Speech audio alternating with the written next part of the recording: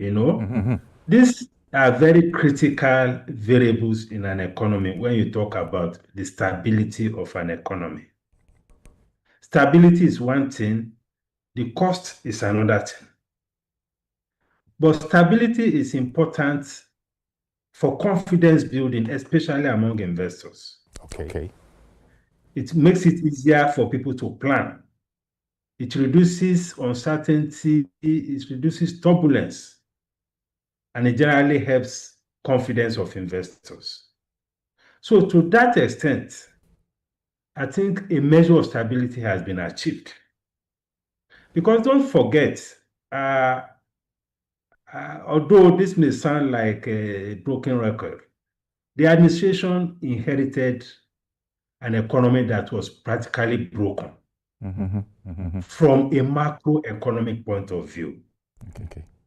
Although there was a lot of things that were concealed, a lot of patching up that was going on, you know, but when you look at the economy from both the fiscal side, I'm talking about the fiscal operations of government, from the point of view of the external position, I'm talking now about, you know, our balance of payment position, our foreign, it was really very, very bad. So the stability that we have achieved, it is something that is very good fundamentally, because you need to fix the foundation before you begin to talk of superstructures. Okay. So that is one thing that is positive. Then there is the angle of productivity in the economy. And that has to do with cost of production, cost of logistics, cost generally around the economy. And this has, implications also for inflation. It has implications for the sustainability of businesses, for profitability, and even business growth. On the score of productivity in the economy, we are still struggling with that. Because productivity has to do a lot with your infrastructure. It has a lot to do also with your institutions. The infrastructure in this economy has been broken cumulatively over the years. Whether you are talking about power infrastructure, you are talking about the rail system, you are talking about the roads, you are talking about waterways, you are talking about even ICT infrastructure. So these are challenges that impact on productivity. And in fairness to the administration, these are not things you can fix in 2 years. Okay. Because some of these sectors have suffered negligence over the decades. Take, for instance, our rail system. When last have you had a major investment in rail? The same thing with our power sector. Many of the facilities on our national grid are aging, they are collapsing. The discos are struggling with the facilities that they bought into. The generation infrastructure is still an issue. So many issues around the structural issues in the economy. So that is another way of looking at economic performance. We are not doing so well as far as factors driving productivity is concerned. Okay. Then the third one, which is perhaps most important, is the issue of welfare. Now, to the average person, economy performance is about welfare. What is the price of bread? What is the price of fuel? What is the price of tomatoes?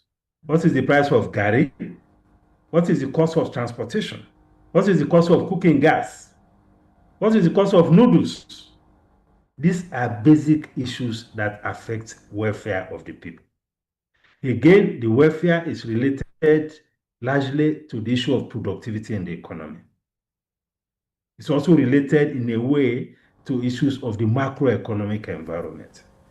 So these are basic metrics that people from different perspectives could assess the economy. And the welfare situation is not looking good. Because in the process of fixing the macroeconomic fundamentals, a lot of inflationary issues have been triggered, which significantly impacted on the welfare of the people. So there's a lot of social issues in the economy that a lot of citizens are complaining about. So when you talk about some of the gaps that we still need to deal with, there are gaps in the area of welfare, there are gaps in the area of productivity. But I must say, there are no quick fixes to these things. That is the reality. Well, thank you very much, Dr. Modia Yusuf. Because I was going to go on and ask, and you've actually touched on some aspects of this. I was going to go on and ask that, well, as IMF is sort of being encouraging and is hailing Nigeria's economic reforms, they, however, note that poverty and food inflation are still, very much present and clear dangers to the objective of these reforms. So that's why I said you've actually touched on some aspects of this, because I was going to say, look, poverty, for instance, I can also put on your statement that these are not things that you're going to be able to sort out in a year or two. Food inflation is also there. You've spoken about it. So will this be spoiling efforts, or it just will be slowing them down? Because I know those in charge of our macroeconomic policies must be keeping an eye on all of these things, and they won't be waiting for anyone. They won't be waiting for anyone. The macroeconomy field will just carry on its own, and the managers of the economy are supposed to input the right things to get us to where we need to be. Yes, the point is very important. Unfortunately, when you are managing an economy, sometimes there are some inherent conflicts in the way some policy instruments also operate or function. Now, even the IMF and the World Bank are major proponents of a market economy. Okay. Now the market economy has consequences for inflation. They have consequences for even the welfare issue that you just referenced. So that is why for some of us, we need to build an ideological consensus as to how exactly we want to manage the economy. Because there is no economy that you can manage strictly according to the extremes of the ideological economic framework. Whether I mean extremes of market economy or extreme of a socialist economy. You have to find a middle ground. So to the extent that the market system is good, a market system relates to things like the floating of the currency, for instance. It relates to things like, the regulation, removal of subsidy, allowing the market also to determine interest rates and things like that. These are basic philosophies of market economy. But to the extent that this market economy sometimes could also be hurting the citizens, to the extent that some of these market economic principles may also be coming with high social costs, the intervention of government becomes very important in some key sectors of the economy. That is why even in the US, which is like the melting pot of capitalism, they support some critical sectors like transportation. They support critical sectors like agriculture, particularly agriculture. And occasionally, when energy prices are getting out of hand, the government also steps in to make sure that energy prices come down. So the point I'm making here is that as an ideology or as an economic management framework, we should be on the lookout for instances of market failure. So that where markets are hurting the people, the government needs to step in and intervene. Intervention can be in the form of subsidy. It can be in terms of reduction in import duty. It can be in terms of concessionary credits. You know, these are the things that are done to mitigate the pains of some of these policies. And a bit of that is going on, but perhaps it's not going far enough. Because I was going to ask. I think. Sorry, sir, because I was going to ask the question if any of that, in your view, is actually going on. And you said, well, perhaps at a minimal level. Yes, a bit of that is going on. For instance, if you take energy, as we speak today, if we allow the power sector electricity providers to charge what they will call cost-reflective tariff. Yes. I don't think many people will not be able to afford electricity. Not even, because even the band A, that means you have to throw everybody into band A. And even at that band A, there may even be still some elements. So the electricity sector, as we speak today, is still being heavily subsidized by government.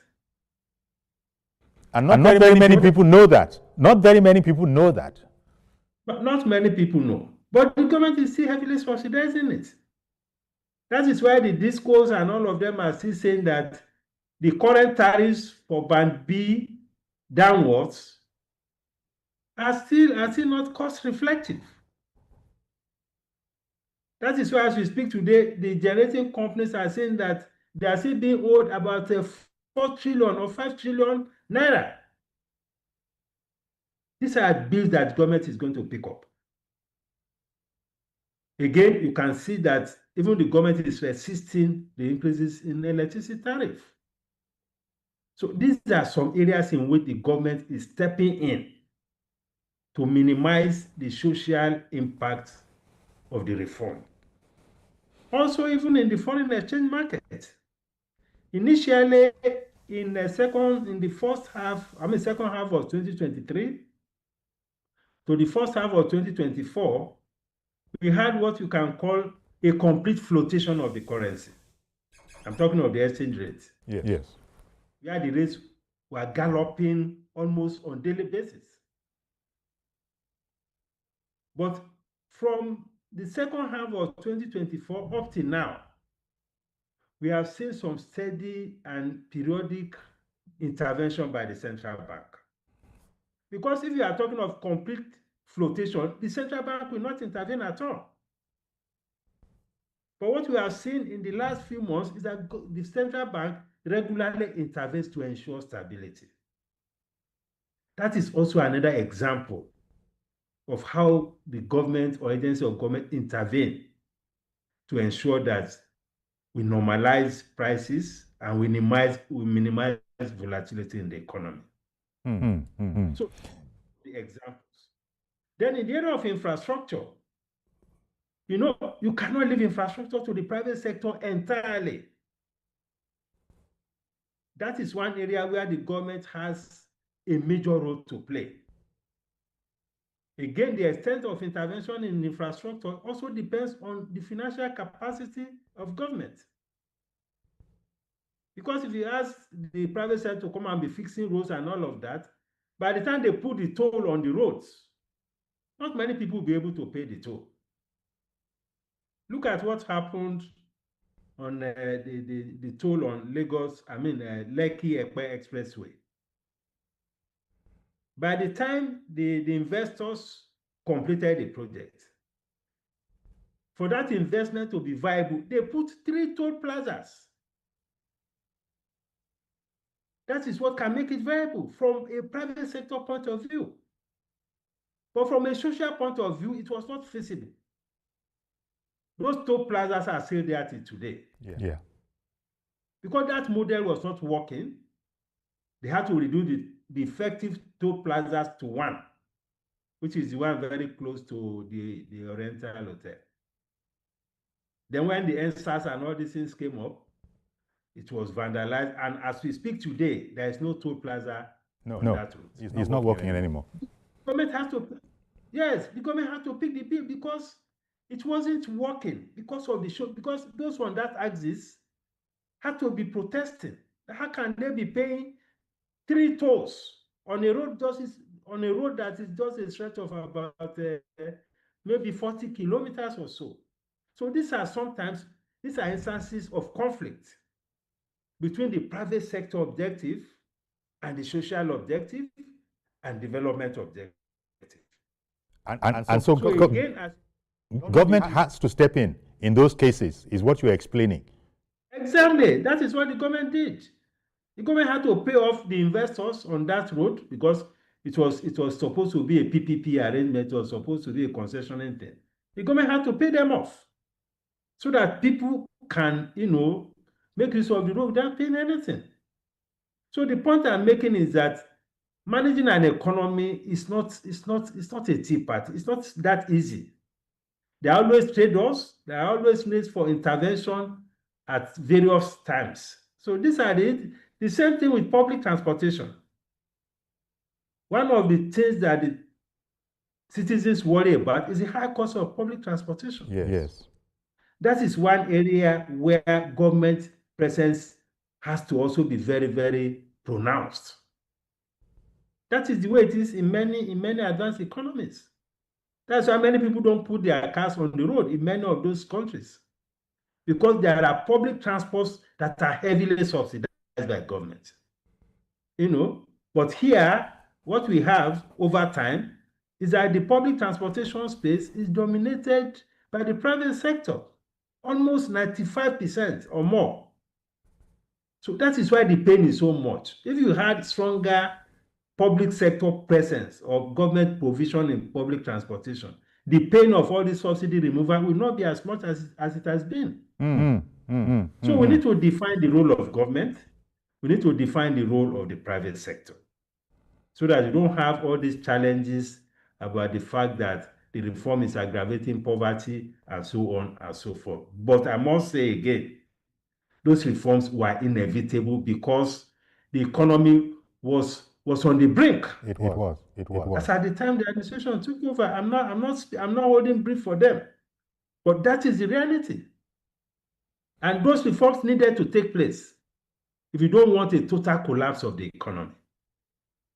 So yes. What I was going to ask you, first of all, IMF, that I'm just using as a background here, they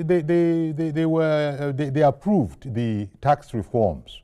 They said, aha, now this is something good. So they approved that. So there's always this, this sort of drive to shore up a revenue.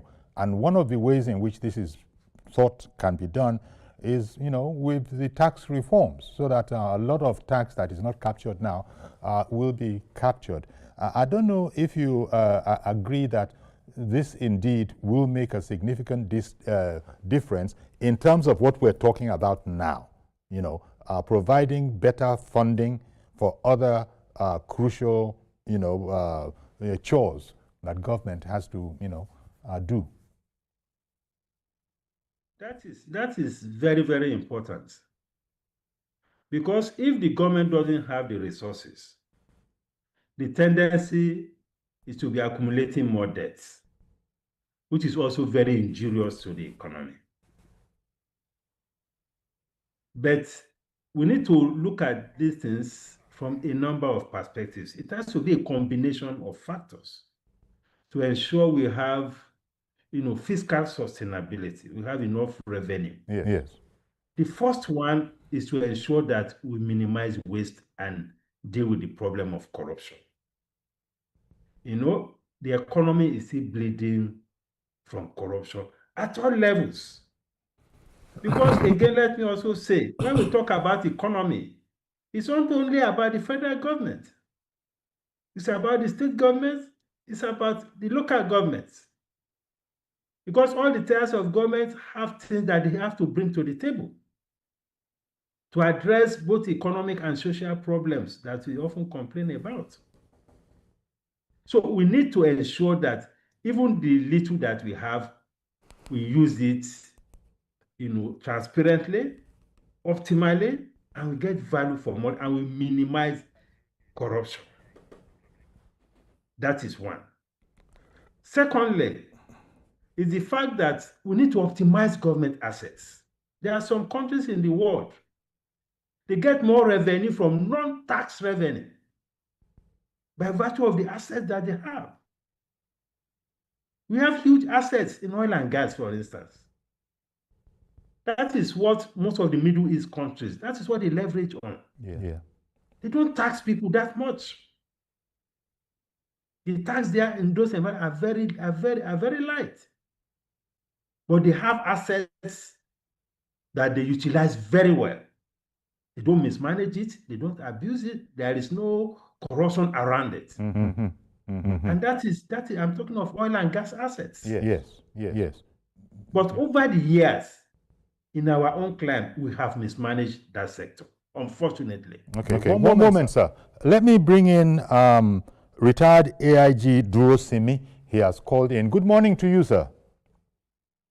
Morning, Uncle Yori. Good morning, sir. Thank you for calling in. Listen to the man at the studio, Dr. Muda Yusuf. My contribution this morning is that agriculture is where we have our comparative advantage. We need to embark on agriculture. Recently, the president launched 2,000 tractors. Very good. But what I think we need is the smaller ones that can be used by small-scale farmers. The hand-grading one, the one that looks like a motorcycle. We need to bring more of that to Nigeria so that that type of thing can reach the nooks and crannies of Nigeria where the farmers actually reside. Number two, our protein, that is the animal we consume, the cow.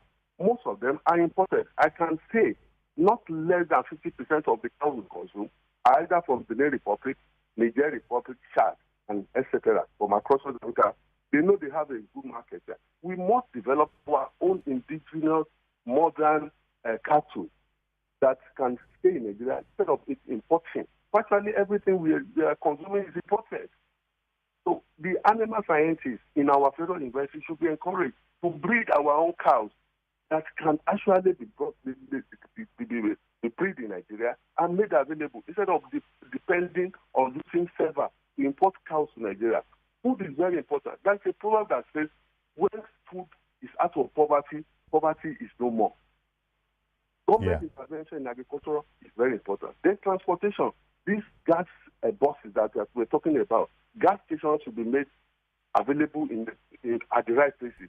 And buses that are actually using gas, should be brought and sold to our local transporters so that the Nigerians who are ready to abandon their car will have an alternative to move about without actually depending on buying this high-cost petrol.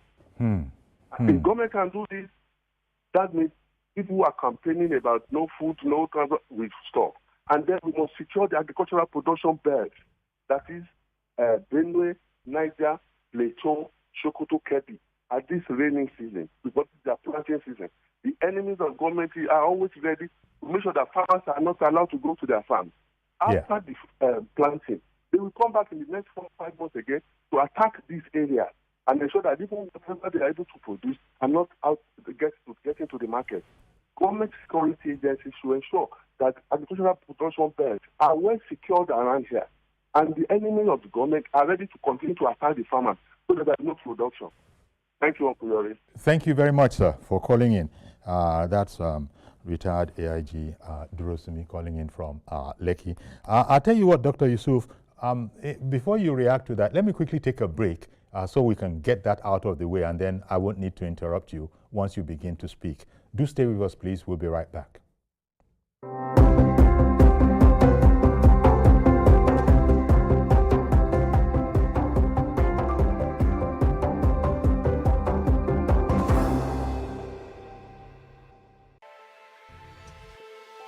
Every weekday on Business Nigeria, we uncover the secrets of the financial world. We analyze the stock market, shares, bonds, and the thrilling world of cryptocurrency. Facts matter. Our team dives deep to separate fact from popular opinion. We simplify complex government policies as it impacts your everyday life, helping you navigate the ever-changing financial landscape. Watch Business Nigeria every weekday at 2 p.m. only on TVC News. first with breaking news. Power, politics, and accountability on fireworks. No seat is too high, no question too hard. If they hold an office, they are on the hot seat. If they have power, they answer to the people and answer the hard questions. Only strong men lead, not weak men who don't have knowledge, who don't have capacity, who don't have access. This is not just talk. This is fireworks. Corruption. It started corruption in when you cannot send your animal to where they train police officers. No filters, no favoritism, no fear, no holds barred, unbiased, unafraid, unfiltered. Why should people elected into office and are being funded by the treasury of the state, and then their salary and allowances will be treated in secrecy? Fireworks, only on TVC News.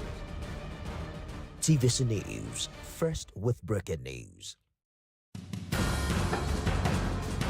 Information is power, information is security, information is knowledge. On Labor Lens, we believe that working people around the world have real questions of their own. They want to know how the world of work operates, what it means to the employer of labor, how policies affect workers in the workplace. On Labor Lens, I ensure we engage effectively the organized labor, organized private sector, and government to get out of them information workers are in need of. I am Sharon Ijason, asking questions that make you get sense of the workplace.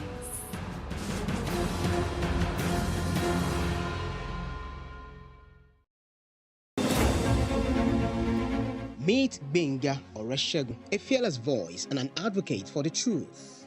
He's bringing fresh energy and bold insights to journalists' Hangout.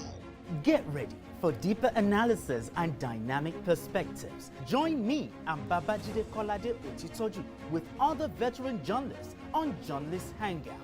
Weekdays from 5 p.m. and on Sundays 1:30 p.m.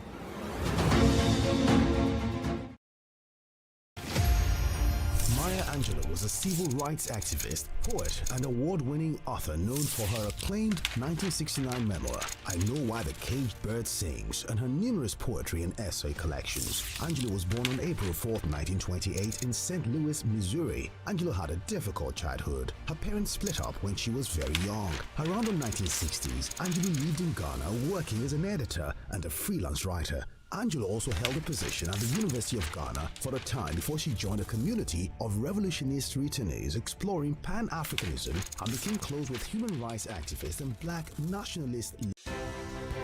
At TVC News, wherever the big news story is happening, we're geared up to break it. TVC News, first with breaking news.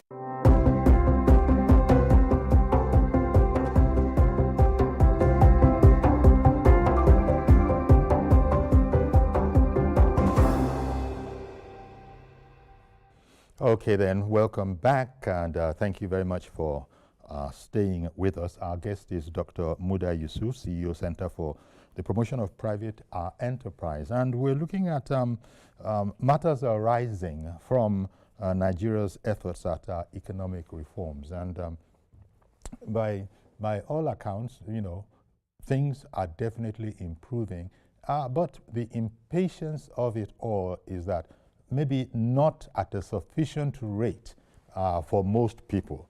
I mean, Dr. Muda Yusuf, our guest, he will soon be back on.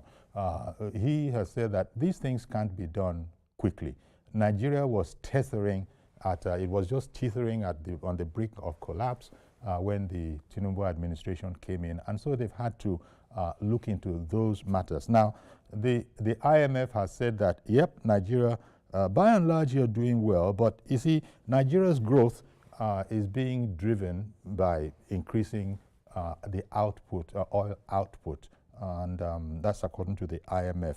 And we need to be diversifying. We need to be doing quite a number of things. But just before I go on, I've just been told that Mazi Okorafor has come on the line. Let me not keep him waiting. Good morning, Mazi Okorafor. Yeah, good morning, Sayuri. Good morning, I guess. Well, thank God today is Monday. Now, when we talk about this economic reform, at least the indices of the present government on the economic zone is yielding dividends. What do I mean by existing dividends? If you look around now, after the signing of this tax, before the signing of this tax, let's look at the aviation sector. At least we have seen how the aviation sector is moving, in as much as the cost of transportation is getting higher because of the aviation fuel. Now, you have seen those ones that are not doing well. What do you do? The minister will say, look, put your house in order so that the aviation industry moves. You come back to our educational sector, at least this is a regime that has given the economic power to the Nigerians. How? As a typical Nigerian, those of them who cannot afford their school fees or just anything you may call it, at least the few that are benefited, at least economically, their parents that reduce the burden for them. Government are taking the burden from the parents for the students themselves when they graduate to pay back. That's a long-time project, not a short-time project. It's moving. Now, what I will say that the new tax laws that the federal government, statistics have shown that the elites in Nigeria, they don't pay tax. That percentage that pays taxes in Nigeria are those people who are civil servants, public servants. Now, look at the exotic cars people are using. Ask me how much is tax they are paying. They are just paying peanuts, which is not healthy. So if you want a luxury life, try as much as possible and do what? The government should make sure the tax revenue, they pay it. Not a question of elite will go that they just do abracadabra and disappear now. The gold box will come back to that. But look at our instance rate is balancing. Every day, either it increased by 20% or 10% or 5%. That is the same. But Nigerians should do the best because the taxes that the government has, the big tax bills they have already signing to, let it be implemented. How the government plan it, let the needful be done. Because we are good policy makers, but our major problem are always the word implementation. Honestly, the tax form, I pray that the authority concerned or the managing it will do it well. Good morning, Basil Crawford from our school in Abia State. Have a blessed day in Lagos. Thank you very much, Mazi Okorafor. Okay, and I'm happy to say that Dr. Muda Yusuf is back on technically.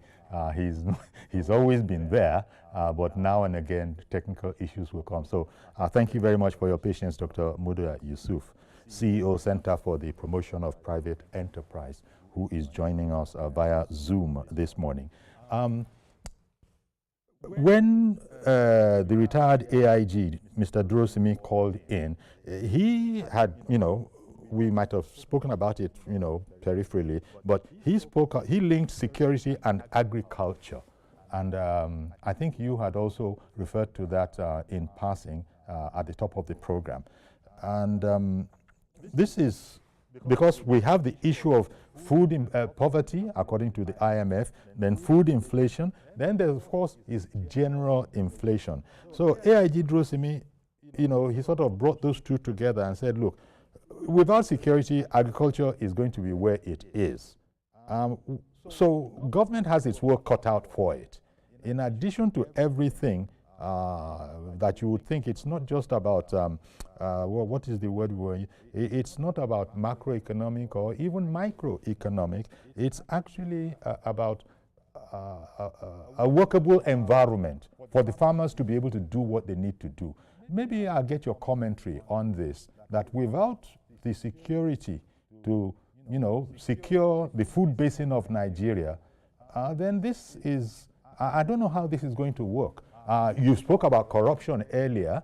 That's also in the mix. In fact, I think you can put, you can put corruption, you can put insecurity, all of those into one basket as things that are really troubling us in Nigeria. How do we go from here? Yes, the point made by the retired AIG is very spot on. I mean, very appropriate. You see, food security is very key, just as he said. There's a proverb in Yoruba that if you take food out of the problems that people have, whatever is led to be manageable is very manageable. So issue of food security is very, very important. And two things are very critical.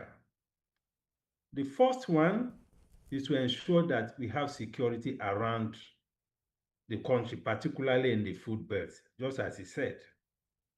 Because if the population or the populace, the farming populace are not, if they are not secure, there is no way they can farm. And no matter what we say, they say account for almost 80% of the food that we eat. So security is extremely very important. The second very important thing is technology. Now, the world has moved far, far away from the way we practice farming in Nigeria. Our population is growing. We're over 200 million people.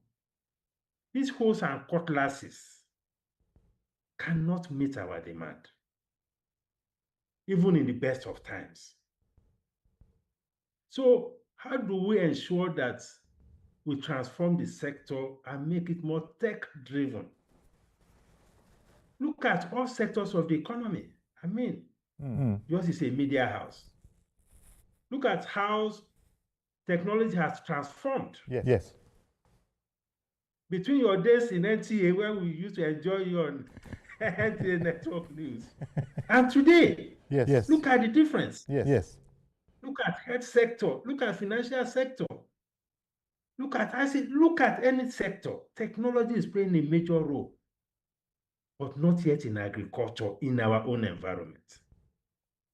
So we need to do a whole lot to ensure that we infuse technology to improve productivity in agriculture, because productivity is extremely very low, even in areas where we don't have security challenges. And this issue of technology applies to both livestock and crop farming. Yes. We need technology, and we need to drive that through our policies. In fact, Mr. Drosimi brought it up that even our cattle stock, our beef, that is, according to him, largely imported. I thought we were doing okay there. So you learn every day that apparently not so from people who know. I thought that animal husbandry and all those kind of cattle ranching, that was actually helping.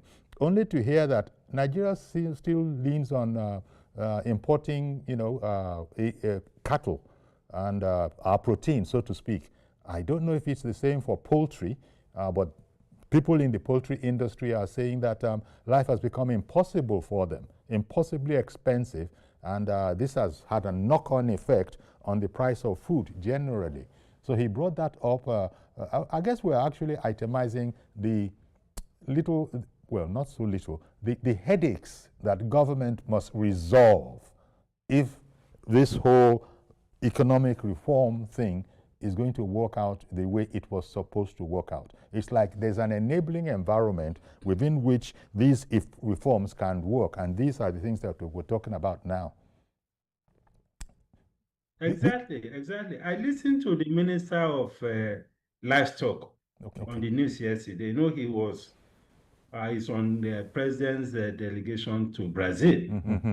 I know the Brazil is where you have a lot of agricultural productivity, whether you are talking of livestock or crop farming. Yes. And he was talking about the kind of very valuable engagement he had, with his counterparts in Brazil, to ensure that we apply this kind of technology. We don't need this kind of the kind of cattle we have all around. They're not the kind that you have in modern day world. I mean, go to all these. So technology comes into it again, as you were saying earlier. It's technology. Our cattle here, milk maybe 1 liter a day. Some of the cattle in those areas, which they call dairy cattle, they can give up to 30 liters of milk a day. Yeah. You can see the difference. This again is a question of technology. Okay, one moment, please. Let me bring in Reverend Dominic. Good morning, Reverend. Chief Yore, good morning to your guest. Can you hear me? Yes, we can hear you. Yore, I'm not always comfortable when we quote an IMF. I don't know why a man should be the problem and the solution at the same time. Your guest here is one of the best economists I listen to in Nigeria. I'm not an intelligent man like your guest. I don't know why they should not come home and define our economics to our own challenges. There's a man in White House in London, in America, and in London in Paris. Why are they telling us that we're creating poverty? We're the one who devalue our money.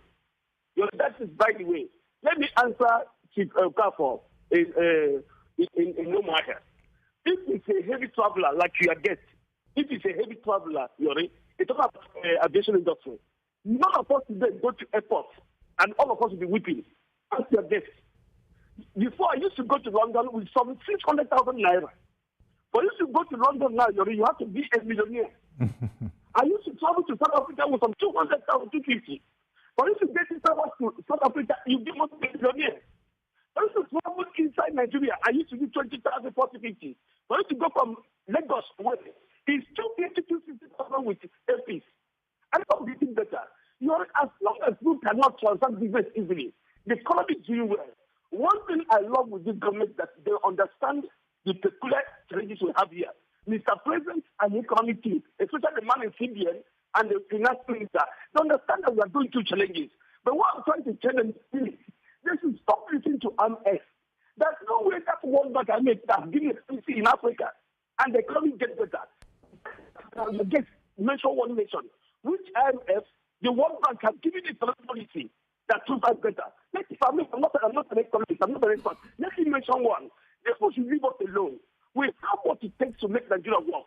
If you can handle security, if you can handle some politicians who are using insecurity to sabotage this government, and I'm saying bold and clear, most of the insecurity we have here are political giants, people who say they know, who have come on before, who are doing something well, than one who is manipulating this security. We have had it. People can handle it. Nigeria can speak themselves. This government has what it takes to put us in the right direction. I'm a pastor. If they come to the church as pastor every Sunday, I'm not a big man pastor, I'm a local pastor. If people come to church, people come to ask me for money for food and food. How do you work it? You are just made a proverb. If you take food issue from a man, all that can be handled. When people come to my office just like yesterday, nobody's asking for transportation things, for cars, for fuel. What they're asking is rice, beef, and garlic, which is no more in our reach here. We have two things for the first to sit here. And we should stop listening to MS, please. Stop this, Nigeria. Thank you very much for calling in, Reverend Dominic. Okay, Dr. Yusuf, Reverend Dominic is impatient with IMF. Can we really take IMF out of the equation when we're looking at economic worldviews? No, I agree with his position, because we need to reckon with the peculiarities of our own environment. The IMF and all the guys in Washington cannot understand this environment better than those of us that are here. We cannot discard completely their policy propositions. But at the same time, we cannot adopt everything hook, line, and sinker. Okay. That is what I will say. Because if you look at IMF, it's only lately they are talking about social issues, about poverty. They hardly talk about that. I'm talking of IMF. Their focus is essentially on the macros. Once the macro indicators are looking good, then the economy is fine. Okay. Yes. Exactly the same thing. And they don't concern themselves very much with micro. They concentrate on macro. Yes. The economy is about people. Okay. One moment, sir. Let me bring in Mr. George, calling in from Lagos. Good morning, Mr. George. Good morning, Uncle Yori, and good morning to the guest. Yes. Uncle Yori, each time I listen to Dr. Yusuf, I used to wonder why he is not a member of the President's economic team. You see, macroeconomic indicators is the yardstick that international institutions use in measuring economics. Nigeria cannot be an exception, and you cannot divorce it from the effects of any economy. That's just the truth of the matter. What I wanted to ask Dr. Yusuf, I remember in this program, he highlighted this community board issue that the president has in his manifestos. I was expecting that by now that he is paying more attention to agriculture, we would also address that one to help in the prices of foodstuffs in the market. I don't know what has happened to that. Subsidy, as he has said, is inevitable in some situations. Even the best or most powerful economies in the world, they still apply subsidies in one way or the other, whether it's a free market economy or it's a social economy.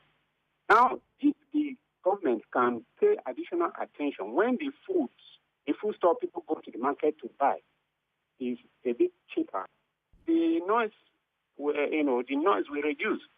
And I hope these never-do-wells who are saying they can fix Nigeria's economy in 3 days, I hope they are listening to Dr. Yusuf this morning. These are people who know what economy is about, who know how it works, and who are tested in the game. I don't know. All right, then. But I think the government should pay additional attention to this issue of commodity boards. That is, government would buy products from farmers and at a particular price and retail to citizens at affordable prices. That's a form of subsidy. That one, I believe, can work in addition to many of the suggestions that Mr. Agrosimi made. Okay, then. Thank you very much for calling in, Mr. George. Okay, Dr. Yusuf, maybe just to summarize and close now, because we have barely 90 seconds left. Your commentary is going to have to be very sparse on what we've heard just now. Well, we are generally on course, but just as all your callers have said, we need to pay greater attention to the social dimension of economic management. That is extremely very important, and that will require the deployment of targeted policies from the monetary side, from the fiscal side, from the trade policy side, and also from the tax side. We need to target these social issues so that we can calm the nerves of the citizens as far as the cost of living is concerned. And we also need to be careful about this tax thing. 2026 is a pre-election year. We need to know what kind of tax rate will be implementing in 2026 so that we don't play into the hands of the coalition. Okay. This is just an advice. The tax can also be very sensitive. Yeah. Oh, all right. Well, thank you very much, Dr. Yusuf. I know there's a lot more where that came from, but for now we're going to have to sort of abbreviate it here. Thank you very much for making time for us this morning in your schedule. Really appreciate you, as always. Okay, then. Thank you. Thank you. Okay, sir. So that's our program today. Do please join us tomorrow for a fresh edition. I am Yori Polare. Bye-bye.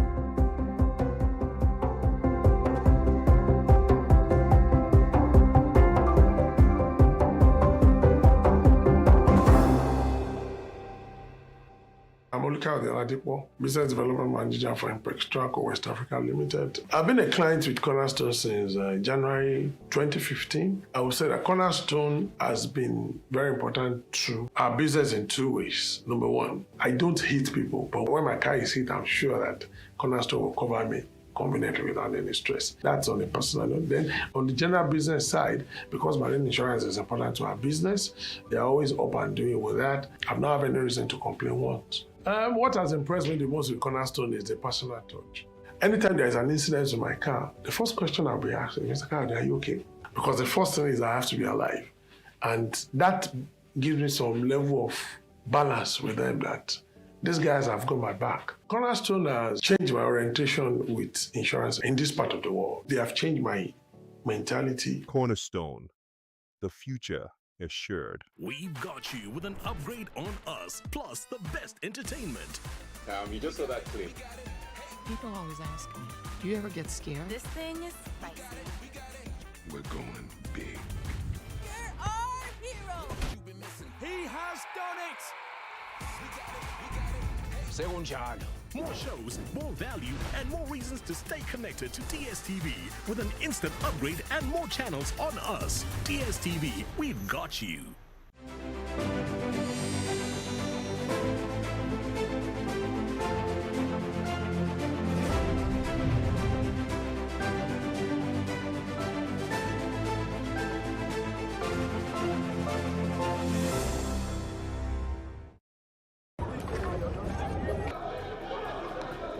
Every second, every minute, every hour, and every day, time doesn't just tick away.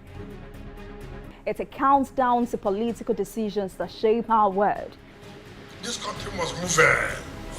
Imagine the impact these decisions have on our lives. Some are consequential, others may leave us intrigued or baffled.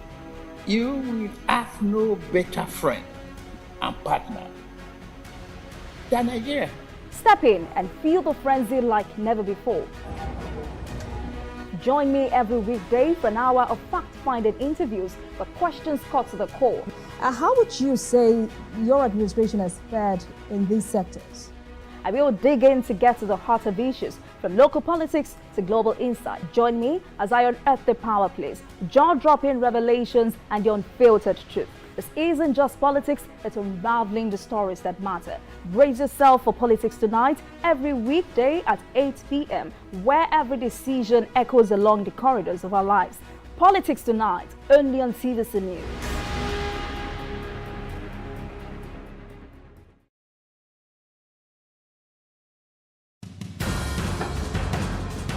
Information is power, information is security, information is knowledge. Unlabeled to believe that working people around the world have real questions of their own. They want to know how the world of work operates, what it means to the employer of labor, how policies affect workers in the workplace. Unlabeled are ensure we engage effectively the organized labor, organized private sector, and government to get out of them information workers are in need of. I am Sharon Jackson, asking questions that make you get sense of the workplace.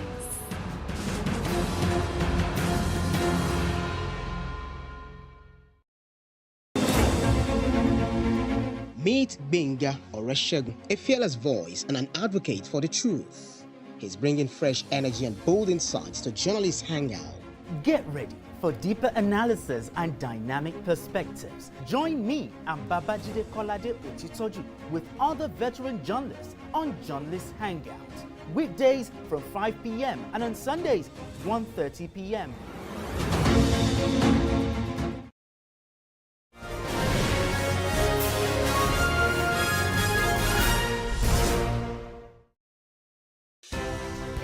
At TVC News, wherever the big news story is happening, we're geared up to break it. TVC News, first with breaking news.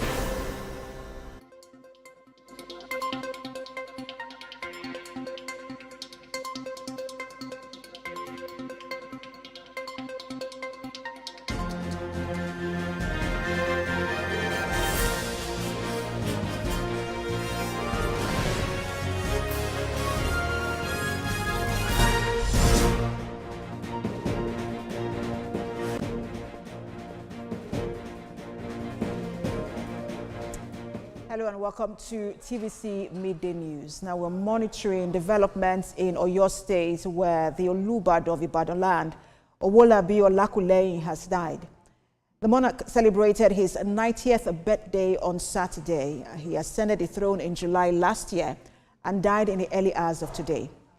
Members of his family were at the government house earlier to formally inform Governor Seyi Makinde of the monarch's death. The delegation, led by a former president of the Central Council of Ibadan Indigenes, Bayo Oyero, expressed gratitude to the governor for the support given to the monarch during his reign. Governor Makinde commiserated with the family and described his death as a great loss to the ancient city of Ibadan.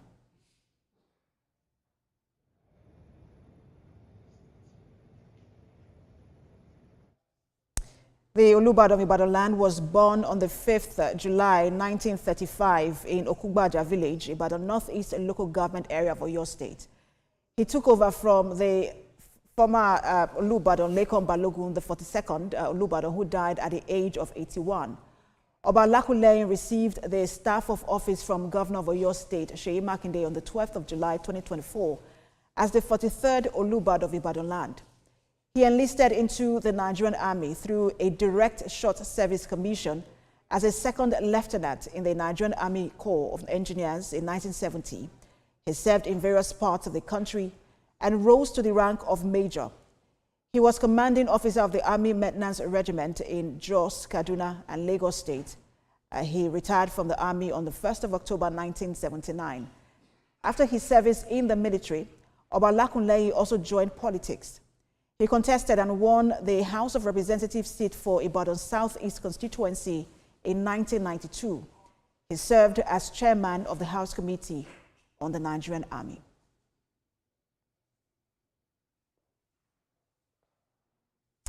Let's get more on this development. Let's bring in our senior reporter, Olaide Oyewole, who joins me on the news for more updates from Ibadan. Olaide, this is a very sad development when you also consider that just barely a year ago, the people of Ibadan were also buried another Olubadan. What are you hearing from the residents of Ibadan?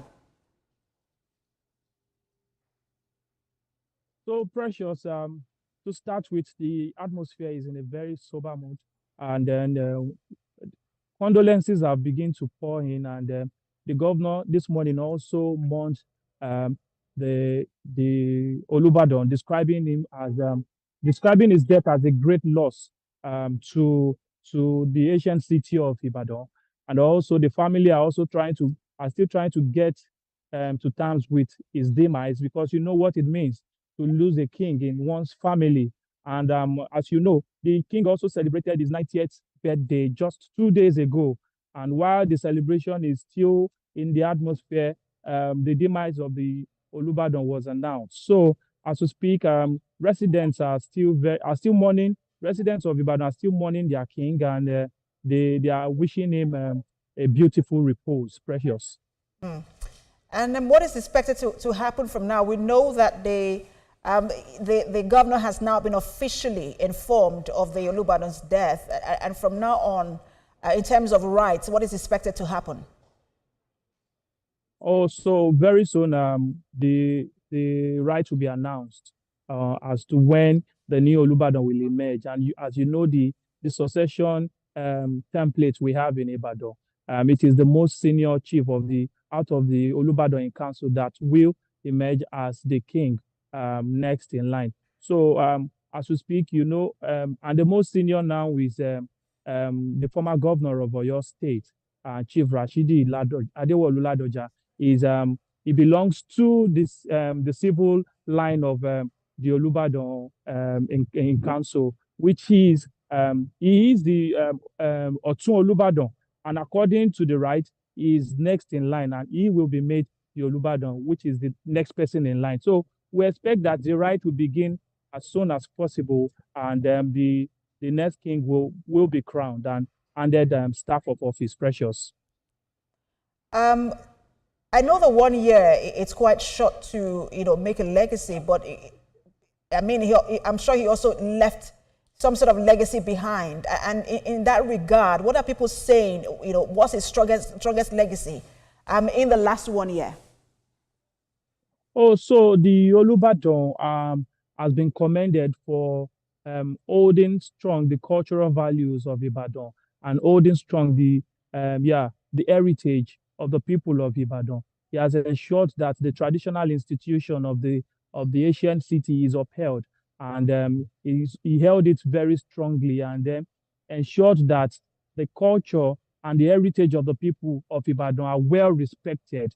And as you all know, he is the first king to occupy this new palace, and that is one of his legacies. So he has kept that on, and the people of Ibadan have already said that this morning they are going to miss their king because he has done well for them. Precious. All right, thank you so much, Olaide, for that update. I know that you bring us more updates as this development continue in Ibadan. All right, let's now would interrupt our lineup of news as we bring you our live coverage of the launch of Enugu Air in Enugu State. Five-star hospitals in Enugu. And you will see Enugu State Airline. Pittsburgh, Ibu #1. Enugu State, Jiggy, Mono. And you will airline. Enugu no facing Enugu. Dr. Piazza. Enugu State is flying. Every major news story is with many perspectives and layered with different levels of impact. Hello. Barrister Victor Ude. Barrister Victor Ude. Workaholic. Enugu State got job.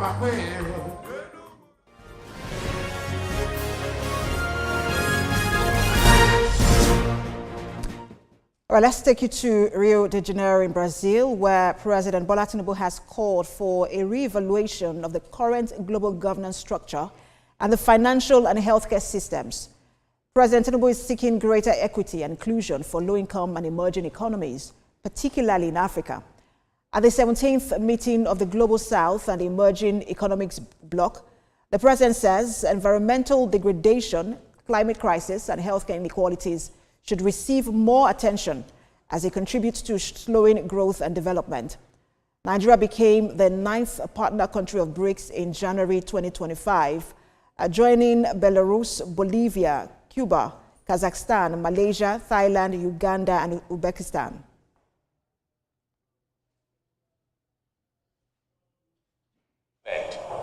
Is creating the path through the African carbon market initiative and great green world.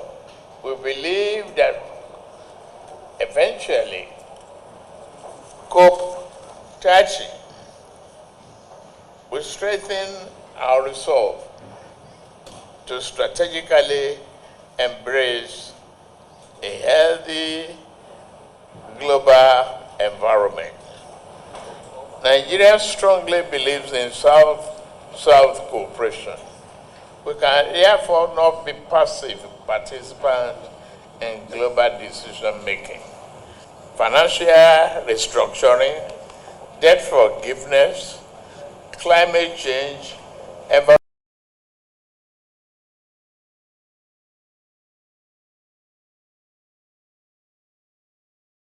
coalition of emerging economies, and that's Brazil, Russia, India, China, and South Africa, working together to promote peace, development, and global cooperation. The group serves as a platform for political and diplomatic coordination, allowing members to present a united front on key global issues and to push for reforms in international institutions dominated by Western powers. Together, BRICS nations represent about 3.3 billion people, and that's more than 40% of the world's population. While Nigeria is not a full member, it holds a partner status within BRICS. That invitation came in January 2025 alongside other countries seeking closer ties with the alliance. As a partner nation, Nigeria can participate in BRICS initiatives and collaborate on economic and geopolitical matters, though without full decision-making powers. And still, the move is seen as a major step forward. It aligns with Nigeria's broader strategy to diversify its economy, expand trade opportunities, and strengthen its presence on the global stage. At its core, BRICS challenges the dominance of traditional world powers, pushing for a more inclusive multipolar world where countries like Nigeria can play a stronger role. And back here in Nigeria, President Bola Tinubu has reaffirmed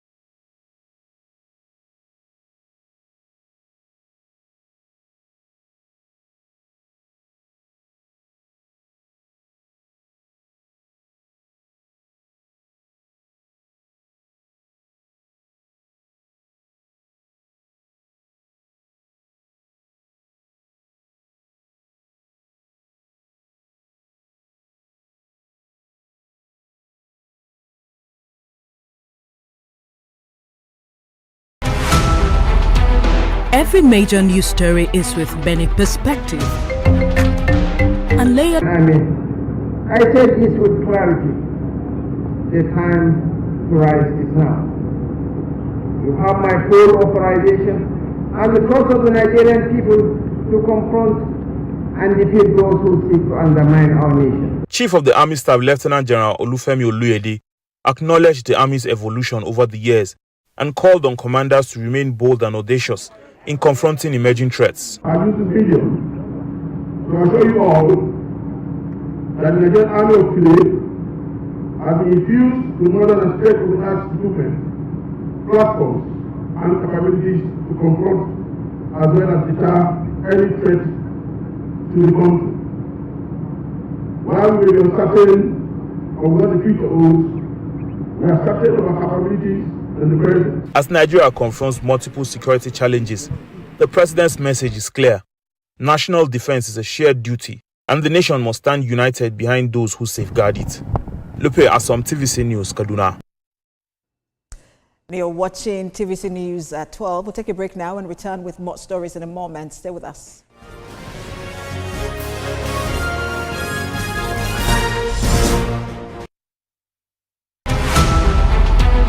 Every major news story is with Benny perspective and layered with different levels of impact.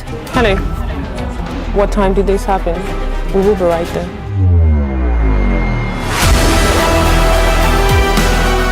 At TVC News, we follow the big and major news, gathering the facts, witnessing the outcome. I am here live at the aftermath of the approval of the new national minimum wage. We are